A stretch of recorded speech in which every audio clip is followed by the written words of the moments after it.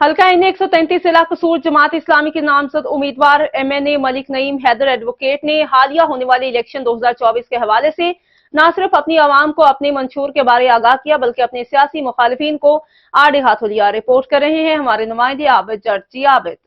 अस्सलामुअलैकुम नाज़रीन, मैं हूं आपका मेज़बान आबिद जट और आप देख रहे हैं शम्सी न्यूज़। मुल्क भर में इलेक्शन की गहमा गहमी अपने अरूज पर पहुंच चुकी है। चंद रोज बाद मुल्क की किस्मत का फैसला होगा। हर उम्मीदवार अवाम को अपना मंशूर बताकर अवाम से वोट हासिल करना चाहता है। आज हम आपको एक ऐसे शख्स से मिलाना चाहेंगे जो जमात इस्लामी की तरफ से NA 133 में MNA का इलेक्शन लड़ रहा है। जमात इस्लामी के बारे में अगर मैं आपको बताऊं तो ये वो जमात है ये रफाई अवाम के फलाई काम करके अवाम से वोट हासिल करना चाहती है, लेकिन पाकिस्तान में उनको उनके फलाई और जो वो खैर सगाली के काम करते हैं उनकी बुनियाद पर कितना वोट बैंक पड़ेगा ये तो 8 फरवरी को पता चलेगा। लेकिन मैं आज आपकी मुलाकात NA 133 के जो जमात इस्लामी के नामजद उम्मीदवार मलिक नईम हैदर एडवोकेट है उनसे मुलाकात करवाता हूँ और उनसे चंद सवालात करता हूँ। जी अस्सलाम वालेकुम।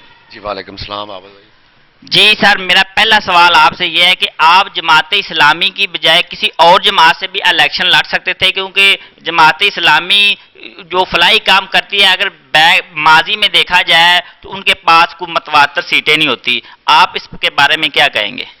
सीटें और वोट आवाम की तरफ से हमें हर मर्तबा मिले हैं और बहुत ज़्यादा मिकदार में मिले हैं। असल में हम पाकिस्तान और इंटरनेशनल एस्टेब्लिशमेंट के आसार का शिकार हैं। जमात इस्लामी जैसी तंजीम जो जिसका नेटवर्क पूरी दुनिया में है, उसके पीछे भी और उसकी नाकामी की सबसे बड़ी वजह इंटरनेशनल और पाकिस्तानी इस्टेब्लिशमेंट भी है।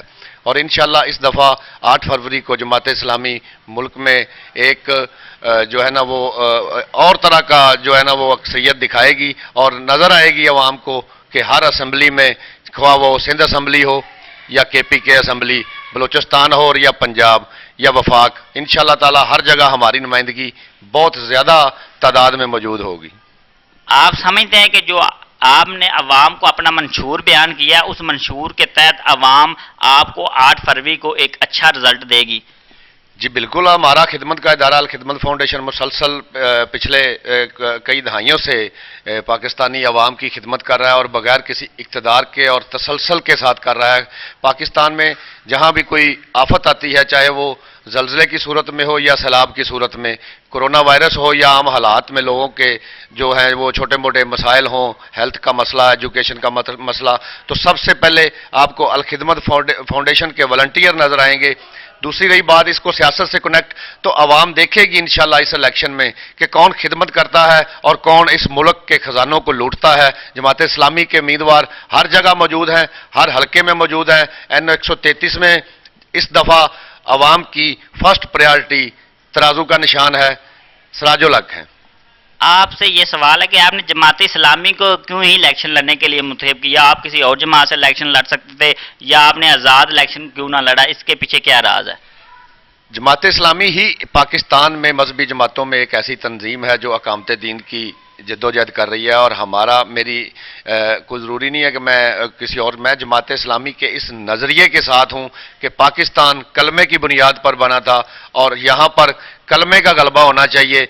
लिखने को तो हमने कौमी असम्बली के बाहर फेस पे हमने कलमा लिखा हुआ है, लेकिन उसके अंदर जो कानून साजी हो रही है, जो उसके अंदर अंग्रेज़ के एजेंट बैठे हुए हैं, वो अंग्रेज़ का सिस्टम चाहते हैं।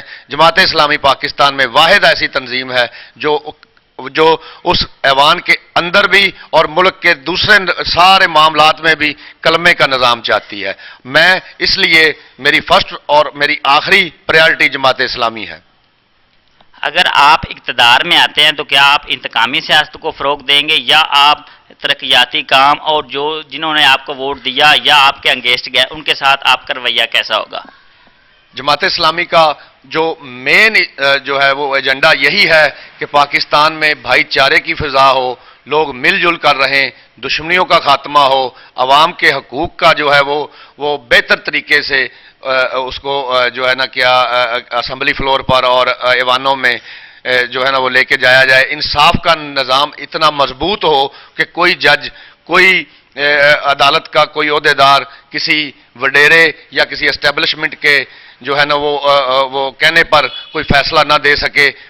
चीफ जस्टिस हमारे जो अमीर हैं जमात इस्लामी के सिराजुल हक साहब, उनका तो मेन जो एजेंडा यही है कि चीफ जस्टिस के हाथ में अंग्रेज की किताब नहीं कुरान मौजूद हो जब वो फैसले करें। तो हम तो भाईचारे की फ़ज़ा चाहते हैं, हम इस मुल्क में अमन व अमान जो है उसको बरकरार रखने के लिए हर मुमकिन कोशिश करते हैं। हम क्यों किसी के अगेंस्ट करेंगे? हमें कोई वोट देता है वो भी पाकिस्तानी, एज ए पाकिस्तानी शहरी जो हमारे दिलों की धड़कन है, और जो नहीं देता हम उनके लिए भी खिदमत करते हैं। इसकी वाज़ेह मिसाल आपके सामने मौजूद है कि जमात इस्लामी की अल खिदमत फाउंडेशन जहाँ जहाँ भी अपना काम करती है, किसी को ये नहीं देखा कभी हमने कि इसने हमें वोट दिया, हमें वोट नहीं दिया। हम इंसानियत की फलाह के लिए काम करते हैं। इंतकामी सियासत जमात इस्लामी के एजेंडे में है ही नहीं।